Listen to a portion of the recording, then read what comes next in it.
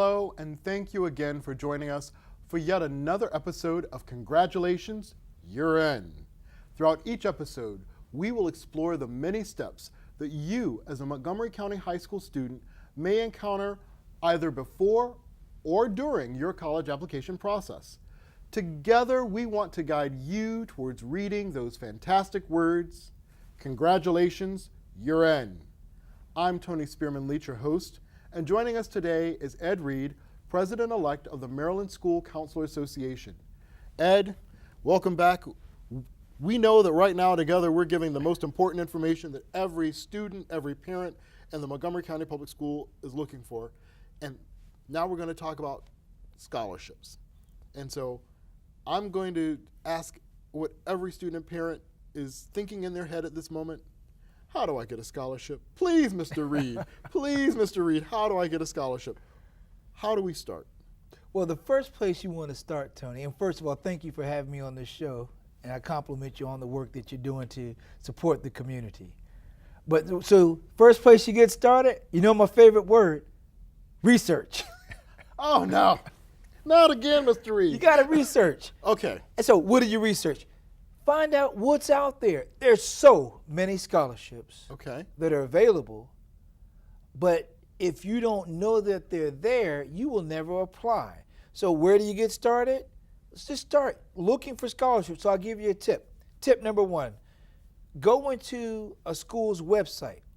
Matter of fact, at one point, we did this today. We looked at a U.S. News and World Report. We picked a state. We picked Maryland. We looked at how they ranked the schools. There was a school that was ranked number one. We went onto their website and we clicked on scholarships. And then we clicked on information about that scholarship. Okay. So once again, because I say research, so I'm showing you what you have to do the research. Get the information. If you do not know where to start at your own school. Okay. And if you don't have time to go into the career center of your school, go online and make time. Do it today. Okay. Matter of fact, when you finish watching this show, click on the information that says scholarship and then follow the links to read what's out there. So let me ask you really. I go and I see these programs, these scholarships. I find some that I'm interested in. What should I do next? So the next thing, Tony, you should do, depending where you are in the process, 9th grade, 10th grade, 11th grade, 12th grade, let's look at, if you're on the 11th or 12th grade, let's see which scholarships where you meet that criteria for what they're looking for. And now let's say that you are a 9th or 10th grader. It's never too early to start looking at scholarships so that you can understand the criteria and then start building your profile, build your portfolio so that you can exceed the criteria. So the scholarship they're going to offer it this year, they'll offer it again next year. Coca-Cola scholarship, they offer it every year. The Dell scholarship, they offer it every year. The Ronald Reagan Foundation scholarship, they offer it every year. So let's pause. I want everybody to hear what you just said. It's never too early to prepare so that you can build up your portfolio. And I heard a key word you said, so that you can exceed the criterion that the scholarship has set forth as an application. So you're saying, how soon should I start looking at this? What would you recommend? I would say, once again, really like on this one, 8th grade, just to have the mindset because we're building your foundation. Okay. But let's say you're in 12th grade and you got that letter that said, congratulations, you're in. Mm-hmm. And now your parents saying, how am I going to pay for it? Congratulations. Right? Now what? So now you really want to make sure that you're going and you got to do your research. And if you go to one school and you don't see any scholarships, look at some other school websites and see what scholarships, because I'm going to show you the process. Information about scholarships. Now watch the flow. They don't mail them home to everybody, but they do send that information to the college career coordinator in every high school. And at the same time, the college career coordinator, they're also looking for this information, and the best ones are posting that information on their sites. So we're going to pause there, but I like what you've pointed out. We keep coming back to this key person, that college career counselor in the high schools. They're an invaluable resource. Obviously, you're the president-elect of the Maryland School Counselors Association, so you all work together. This is important for people to know this. You're there for them. And so I want to take a pause right now. Ed, as usual, thank you for your insight, your guidance. You are a wealth of information for Montgomery County Public School students. I hope they all appreciate it. You are proof of why Montgomery County Public Schools is a fantastic place to learn. Right now, we're going to take a brief break, and then we will be right back with more information to help you right here on Congratulations, You're In.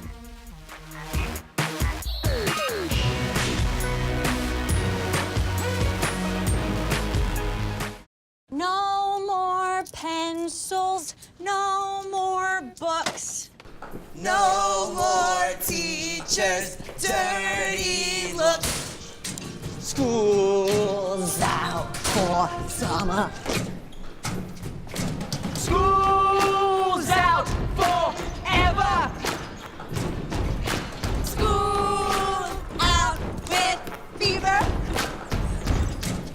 School's out completely. What this place needed was better graduation rates. So we worked with schools like Henry Ford High, and now they're up 18%. And it can happen in every place. School's out for summer. To help us do more good this year, go to unitedway.org, because great things happen when we live united. Hello, and thank you for joining us again during this latest episode of Congratulations, You're In. Ed Reed, the president-elect of the Maryland School Counselor Association and CEO of Academic Management Group, LLC, is guiding us with career pathway insight that can help you make today's professional dreams tomorrow's realities. Ed, as we know, this is again one of our most important installations. Our segment is phenomenal because we're talking about scholarships. This is a question on every student, every parent's mind.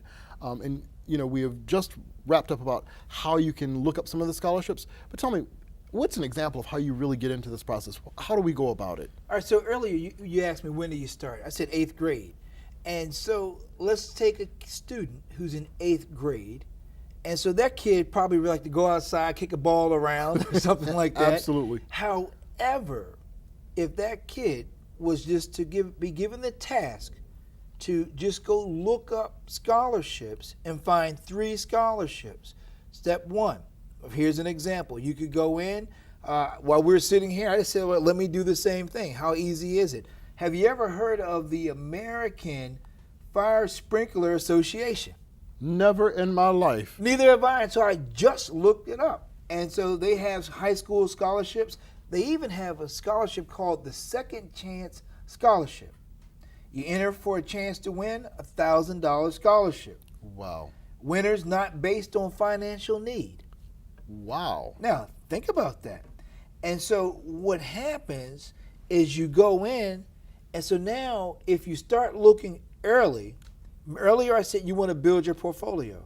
Imagine the power of being in 8th grade and then just to have a level of awareness. And then you look at, because in Montgomery County, some parts of the county, there's a lot of emphasis in the families about the grades. Absolutely. Give the kids a break, don't overstress them. Because the real question is, let's say you got the grades, but how do you differentiate yourself from everyone else who has the grades, plays the same instrument, speaks a second language? What do you do to exceed the criteria for the scholarship? Especially we look at your competitors. And so if you know early on that you need to demonstrate leadership and have an impact, you know that you have to have character, strong character, and you have to have some type of service. So when you apply for a scholarship that's not financially needs-based, it's not a financial needs-based scholarship, so what do they have to go on? Your track record, their portfolio. What's your competitive advantage? Is that from 9th grade, 10th grade, and 11th grade, those 3 years, you've consistently demonstrated leadership that's been impactful, which is different than signing your name up to be in a bunch of clubs and take a picture and never contribute. So it's really interesting that you keep bringing up this point. The student needs to make time to invest in themselves. And so you have to know what you're investing in. And if you know you want this scholarship, if you know you want this program, you must start very early, because just like any other investment, it needs time to grow. And I've listened to this, and I wonder if you were to tell students right now the single most important thing that they should do in terms of preparing for scholarships, what would it be?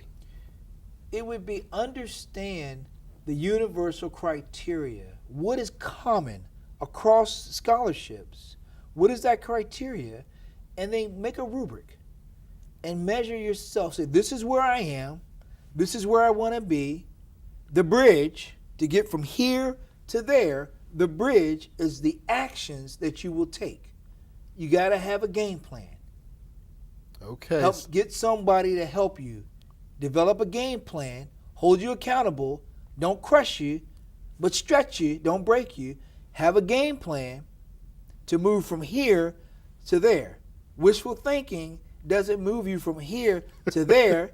It keeps you here. Action moves you from here to there. You know, this is the best insight that I think any of the students could have asked for. I think you've explained to many of the parents why it's important to be supportive but not burdensome. I, again, have to thank you. You were the most insightful and outstanding guest that we've had here on Congratulations, UN.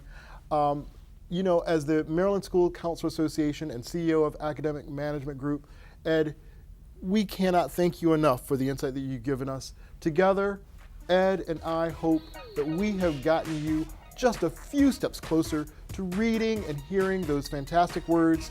Congratulations, you're in.